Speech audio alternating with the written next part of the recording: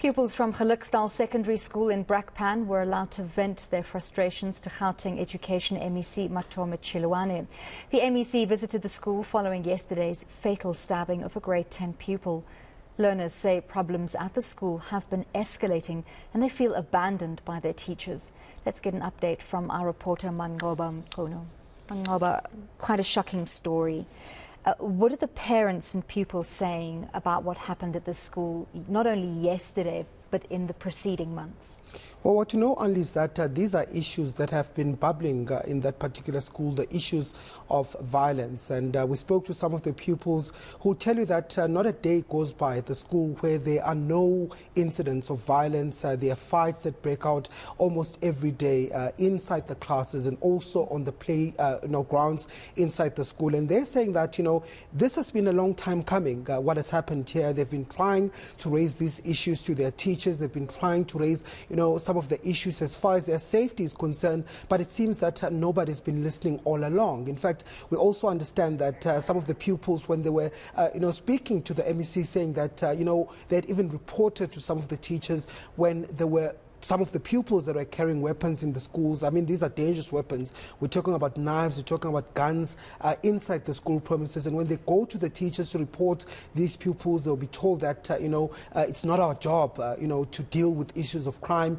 or to deal with weapons. That's the job of the police. We are here to teach you. So these people saying that they have been raising these issues. But the big concern, of course, is the racial tensions inside the school, which are also another issue that some of the pupils and parents believe have led to this incident, because we understand that this was an incident that occurred inside the school premises between a particular group or racial group of pupils against another racial group of pupils. It started as a fight, and then some of the pupils had come in to quell the fight, but after school, then that's when these perpetrators had then come back to attack these victims. It led to an altercation. There were other friends that were brought in that were not from the school, and so it ultimately led to the stabbing of this 18-year-old pupil from the school. So the pupils saying that, when they go to teachers, sometimes the teachers will respond to them saying that they need to get out of the school because they don't belong here. There will be those racial tones and utterances that will be said by some of the teachers as well as some of the pupils, some of the parents in the community. But we understand that it's also an issue that is outside the school, the community itself. We understand there are racial tensions within the community itself. So another issue that they're raising, of course, is the issue of overcrowding at the school. They're saying that also is to blame for this incident, because there's about 80 children to a class, and so many of the teachers are unable to keep control of the situation when such incidents break. But earlier on, I did speak to one of the parents, just describing what has really led to what we're seeing here today, and this is what he had to say. It's chaos, it's chaos, it's chaos. But this is not something that we didn't see coming. It's been happening for the last year. Every day there's fighting amongst children at the school. But you look at the school, the school was built for 1,300 children. There's close to 3,000 children in the school. This is not a school, my brother. This is a jail. Here is nothing happening. There's no teaching happening. How can you in 30 minutes teach 80 children? That will never happen. That's why you see what's happening in the schoolyard is now affecting the community. And I also want to make this straight. There's no racial tensions in Geluksdal. We are a multiracial community that loves everybody. But how can you help children where they close to 80 in a class? Manqoba, I can only imagine that the family of this 18-year-old victim who lost his life must be absolutely devastated. What did they say to you?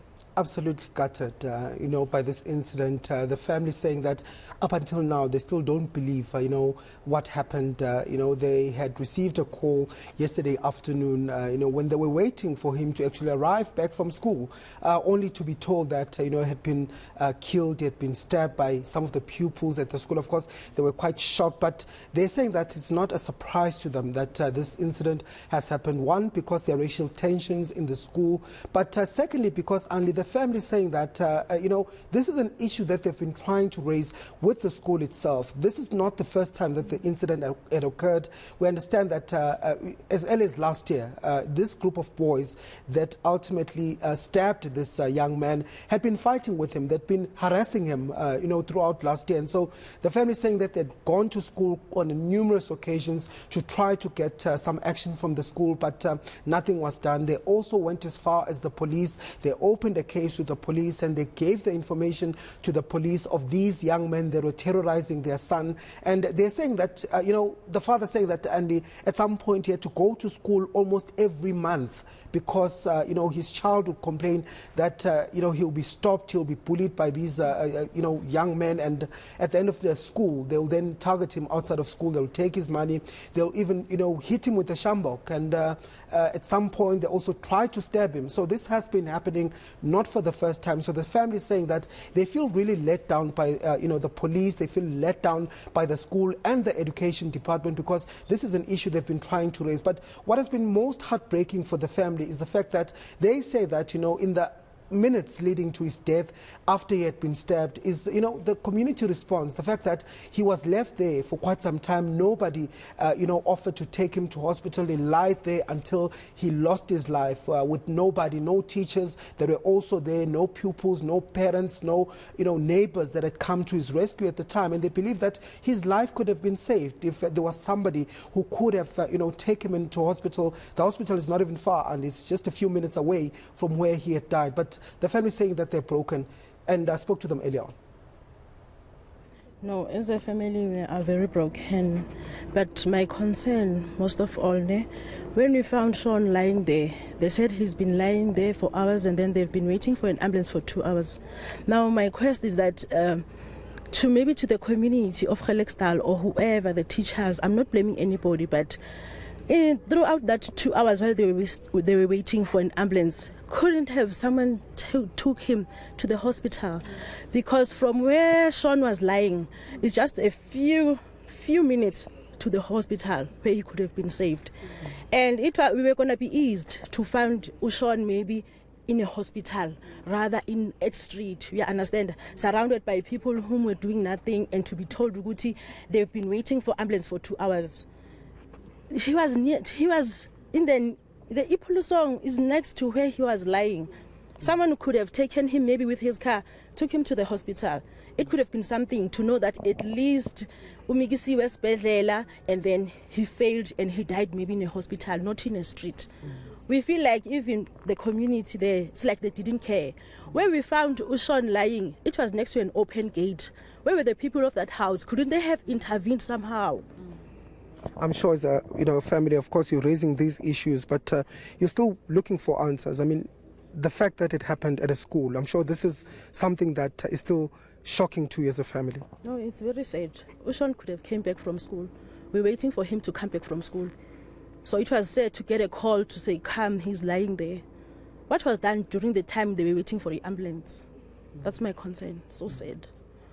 And how do you feel about the fact that this all started at school? It's sad because this thing was happening from last year. I just feel good the school could have done something about this long before it is where it is right now. Something could have been done from last year with the beatings, because they started beating him before they stabbed him. Yeah, something could have been done during that time. In terms of accountability, Ma, what do you want to see? And in terms of justice, what are you hoping for as a family? I don't want to say anything now. Yeah. Manqoba, it's a very serious indictment against the teachers, the management of the school, the education department, that not only was nothing done to help this boy in the last year, that nothing was done to assist him while he lay dying, but that also that teachers are not willing to address the issue of weapons in school. And we're going to be speaking to the MEC a little bit later this evening on this show. But did you get a chance to speak to teachers at the school to get their perspective? Well, we didn't, understandably, because, of the chaos that was happening at the school. The parents were there that shut down the school, and, there were pupils also from other schools that had gathered there. And so it was really, the MEC trying to get the message out that they're going to be doing something about this, and we didn't get a chance to speak to the teachers. But in terms of what the MEC is saying, and he says that as a department, of course, they're going to look into this issue. They want to understand how exactly this fight started, because we understand that the fight actually started in a classroom during school time. And the question is, where was the teacher at the time when this incident occurred, and what was the response of the teacher? Because it's other pupils that had to come in to break the fight that had started. So he says that he wants a report as to where the teacher was and what was happening, because there are also reports from the community about the fact that most of the teachers are not in class on time. They don't teach when they're supposed to teach. There's an issue as far as they are concerned.